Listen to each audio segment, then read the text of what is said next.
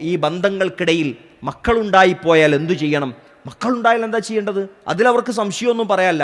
മക്കളുണ്ടായാൽ അത് പിന്നെ ഭാര്യമാർ നോക്കണം എന്നാണ്. സോറി, ഭാര്യമാരല്ല, അവരുടെ പങ്കാളികൾ നോക്കണം. അവിടുത്തെ സ്ത്രീകൾ നോക്കണം. പുരുഷന് ബാധ്യത ഉണ്ടോ? പുരുഷന് ബാധ്യതയല്ല.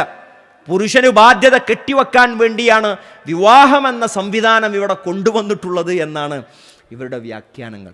അല്ലേ? വിവാഹം എന്നുള്ള സംവിധാനം ഒരു അനാവശ്യമാണ്. വിവാഹം കഴിക്കണം എന്തിനാണ്? ലൈംഗികതക്ക് വിവാഹം കഴിക്കണ്ട. അത് തോന്നിയ പോലെ എവിടുന്നും കിട്ടും. പിന്നെ ഇത് പുരുഷന്റെ മേൽ ബാധ്യത കെട്ടിവെക്കാൻ വേണ്ടി സമൂഹം ഉണ്ടാക്കി വെച്ചിട്ടുള്ളൊരു അനാവശ്യമാണ് എന്നാണ് ഇയാളുടെ വ്യാഖ്യാനം. പക്ഷേ ഇയാൾക്കൊരു തിരിച്ചറിവുണ്ടായിട്ടുണ്ട്. നമ്മുടെ നേരത്തെ താന്തോന്നിക്ക് ഒരു തിരിച്ചറിവുണ്ടായിട്ടുണ്ട്. അയാൾ അമേരിക്കയിലേക്കൊക്കെ ഒന്ന് പോയി ഒന്ന് കറങ്ങി വന്ന് തിരിച്ച് നാട്ടിൽ വന്നപ്പോൾ അയാൾ കൊടുത്ത ഇൻ്റർവ്യൂവിൽ പറയുന്ന രസകരമായ ചില തമാശകളുണ്ട്. അയാൾ പറയണത്, ആ ലോകത്ത് കുറേ പ്രശ്നാട്ടോ.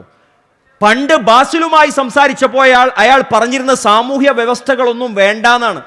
ഇവിടെ സിസ്റ്റങ്ങളുണ്ടല്ലോ, സംവിധാനങ്ങളുണ്ടല്ലോ, ഭരണകൂടമുണ്ടല്ലോ, അവരാണിതൊക്കെ നിർവഹിക്കേണ്ടത് എന്നാണ്. സിസ്റ്റങ്ങളെ വലിയ പ്രൊമോട്ട് ചെയ്ത് സംസാരിച്ചിരുന്നു. ഇപ്പം അയാൾക്ക് സിസ്റ്റങ്ങളൊന്നും പറ്റൂല.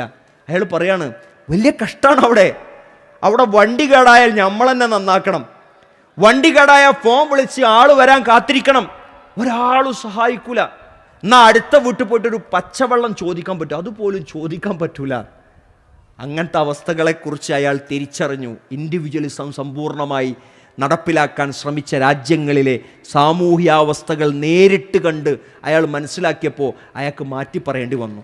നമുക്കേ അത് മനസ്സിലാക്കാൻ ഈ അവസ്ഥകൾ അനുഭവിച്ചറിയണമെന്നില്ല. നമുക്ക് ഇസ്ലാം പഠിപ്പിച്ചു തന്നിട്ടുണ്ട്. വ്യക്തികളുടെ സ്വാതന്ത്ര്യത്തിന് അതിൻ്റേതായ വില കൽപ്പിക്കുന്നുണ്ട്.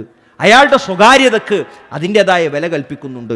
ഒരാൾ മറ്റൊരാളുടെ സ്വകാര്യതയിൽ അനാവശ്യമായി കയറി ഇടപെടരുത് എന്ന് കർശനമായ വിലക്ക് ഇസ്ലാമിലുണ്ട്. അതിലൊന്നും സംശയമല്ല. ഇസ്ലാം അതൊക്കെ കൃത്യമായി പഠിപ്പിച്ചു തന്നിട്ടുണ്ട്. പക്ഷേ വ്യക്തിയുടെ എല്ലാ സ്വാതന്ത്ര്യവും എല്ലാ ഇഷ്ടങ്ങളും അനുവദിച്ചു കൊടുക്കണം എന്ന് പറയാൻ പറ്റുമോ? അത് ഇസ്ലാം എന്ന് മാത്രമല്ല, മറ്റു മതങ്ങൾക്കെന്ന് മാത്രമല്ല, ഒരു സമൂഹത്തിനും അംഗീകരിച്ചു കൊടുക്കാൻ പറ്റൂല. ട്രാഫിക് സിഗ്നൽ ഉള്ളിടത്ത് ട്രാഫിക് സിഗ്നൽ എല്ലാവരും പാലിക്കണം. ഒരു വണ്ടിയുടെ പിന്നിൽ അടുത്ത വണ്ടി നിർത്തി എല്ലാവരും ഒരുപോലെ സഞ്ചരിക്കാൻ ശ്രമിക്കണം. സമൂഹത്തിൽ എല്ലാവർക്കും പരസ്പരം സ്നേഹവും ബഹുമാനവും ആദരവും കൊടുത്ത് അങ്ങനെയുള്ളൊരു ജീവിതമാണ് വേണ്ടത്.